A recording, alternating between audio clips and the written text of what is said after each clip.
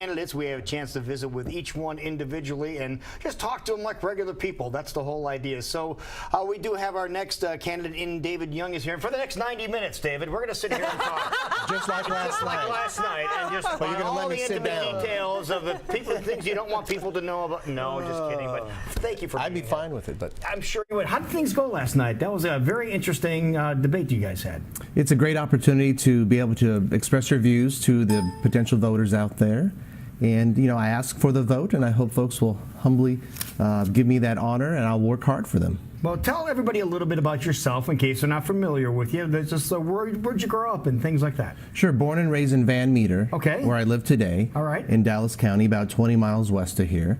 And typical small town life, you know, paper boy, 4-H, Cub Scouts, Little League. You know, my parents they met in junior high in Van Meter. My grandparents had Young's Cafe, and I'm a sixth-generation Iowan. When I was a sophomore, my family moved into Johnston, so I went to Johnston High School, okay, and then started off at Buena Vista College and ran track there in Storm Lake. Yeah. Ran track there, but figured I wasn't going to be an Olympic athlete. And figured it out. That's okay. Figured it out really quickly, and then went to Drake University and got my bachelor's degree there. And then my last 7 years, I was Senator Grassley's chief of staff and was honored to work for Iowans every day, being entrusted by him, working beside him.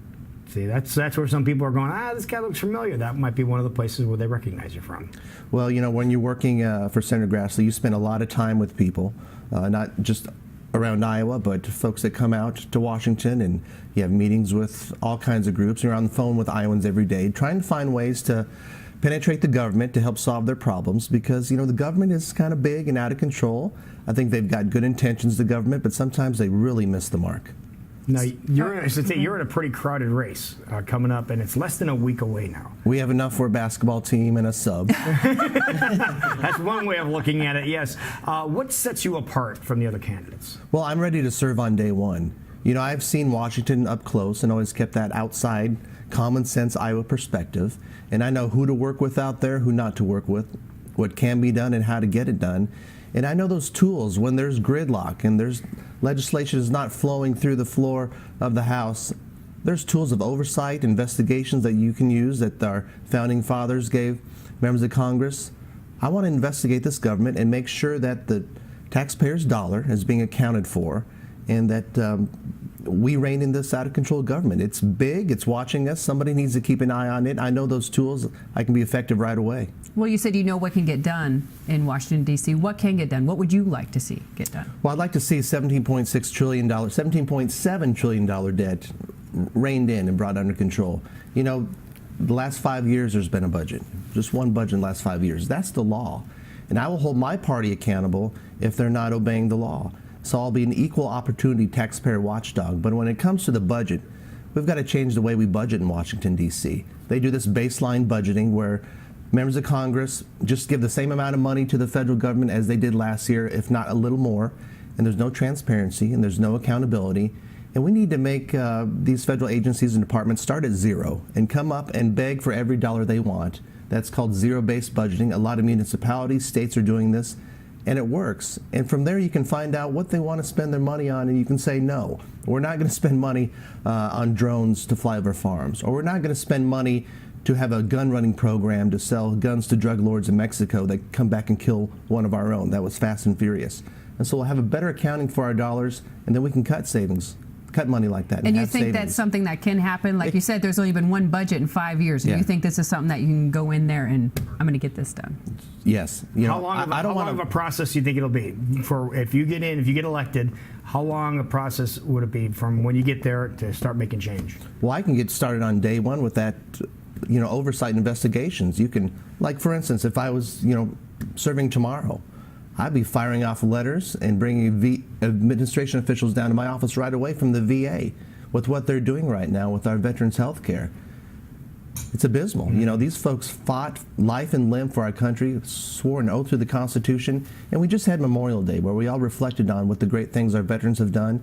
And in Van Meter, there's the Iowa Veterans Cemetery. If you haven't checked it out, it's amazing. Check it out. And it's hallowed ground, and we'll put things in perspective. But there's a myriad of places across the federal government where you can find savings and do it by making the government accountable through oversight. That is great. Now, if you had just a minute and a half or 2 minutes to look at the camera and tell someone who might be wavering right now, because there's a lot of undecided voters here, you know that there's a huge contingency of undecided voters. They don't know which box they're going to check yet. What would you tell them?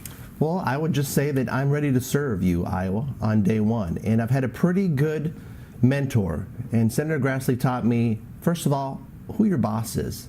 It's the folks in Sidney, Iowa, in Council Bluffs, in Des Moines, in Guthrie Center. It's not necessarily your party officials, Senator McConnell or John Boehner. It's the folks that put you into power, and they're your boss. Number two, I know how to listen. You know, a lot of times, and I'm talking right now, of course, because you want to hear from me, but most of the time when I'm out there, I'm asking questions to Iowans about their everyday issues, problems, fears, hopes, dreams. And they're my boss, and I will listen to them because I can be no better advocate for you, Iowa, if I'm not listening to you. And third, you can be a person of faith out there and not sell your soul in Washington, D.C. I've seen it up close, kept that Iowa perspective. I've not sunk into the swamp of Washington, D.C.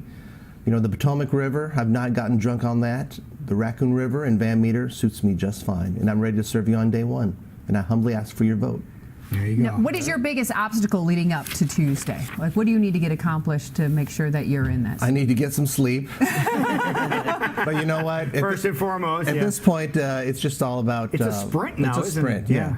You know, I ran track, and you know, the marathon has become a sprint, and we're just running towards the finish line, and we've got great momentum, really great momentum. You know, we're making the phone calls, we're door knocking, we had to order new barn signs. You know, just going around Main Streeting, and we had the debate last night, and we've had a lot of forums. We'll have another one here soon. And so I just am anxious to get out in front of the people. All right, he's probably also anxious because he knows that coming up are questions he probably hasn't been asked in a situation like this before. Dun. These are the tough questions. These are the ones that a lot of people make up their mind who they're voting for on these hard-hitting questions. Are you ready to accept the challenge? These are job interview questions, and every person I meet, it's a job interview. Okay, so these are some you probably haven't been asked before. Are you ready? I don't have a choice. All right, Hit me. David Young, here we go. David, what is your favorite food? If you had to go out Nachos. and have... The answer that without even explanation. Specific Nachos. place? You're going to get my wife's vote then, I think. That's Like, do you like to go to the library, or where do you like to go to get the perfect plate of nachos? I used to go to the library a lot. Having gone to Drake University, and it was around the corner and owned by a friend. So. Okay, so he got his answer then. Loaded with everything. Guacamole, sour cream, Jalapenos? black Only way beans, to do it. jalapenos, beef, chicken, pork. Okay. Everything. All right. Yes. Your favorite movie of all time? Planet of the Apes, the original with Charlton Heston. Okay, interesting choice. Your favorite type of music? I just like good music, and that can be, you know, rock, alternative rock, classical, jazz. Do you have a favorite band or artist? Oh, I think U2. I was a Big U2 or big Bono fan? Yeah, before they were even popular. So. Okay, so you were probably around when they were playing Ames over at the little bars up in Ames before they were even known as U2. I missed years them then, ago. but Yeah. I have seen them in concert. So you a few times. You have U2. Do you have any pets? I have no pets. Okay.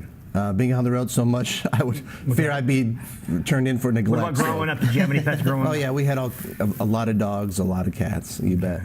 And what would you do for fun? Nothing political. You can't use politics in this in any way, shape, or form. If you had to go out and David, you said, I'm going to go out and have some fun, what would you do? I would get together with my family. I'm not seeing a whole lot of them on the trail. So as long as I'm around family, whether or not we're just going to the Des Moines Arts Center or taking a drive just around the state, is just be fine with me, or just sitting in a room looking at each other, making fun of each other and laughing. So. Simple pleasures. Yeah, simple there pleasures. You go. Well, wonderful. Well, that was it. That was our hard-hitting questions you probably haven't been asked before, so we got you all taken care of. Those were tough. I'm glad we got those out of the way. Well, you better ask him the Van Halen question, since he does like rock and roll. Rock and music. Okay, Van Halen, lead singer of Van Halen. David Lee Roth Van Halen? David Lee Roth. Or Sammy Hagar Van Halen? David Lee Roth. David Lee Okay. Roth. There you go. Okay, that was for Jason Parkin, who's not here today. Okay, well, tell Jason. I'm sure he knows. Glad you didn't say Gary Sharon, then you would have been off this Oh, totally. But right. again, David Lee Roth Van Halen, he'll be very happy to hear that. Can't have Van Thank you Hagar. so much for being in here. Thanks for the and invite. good luck. I And enjoyed it. don't forget to vote, folks. Next Yeah, week, very important. you need to vote. Don't just sit at home. You need to go out and vote. It's not only it's your right, it's your duty to go out and vote. Thank you, sir. Thank you, folks. Appreciate it. We'll be right back.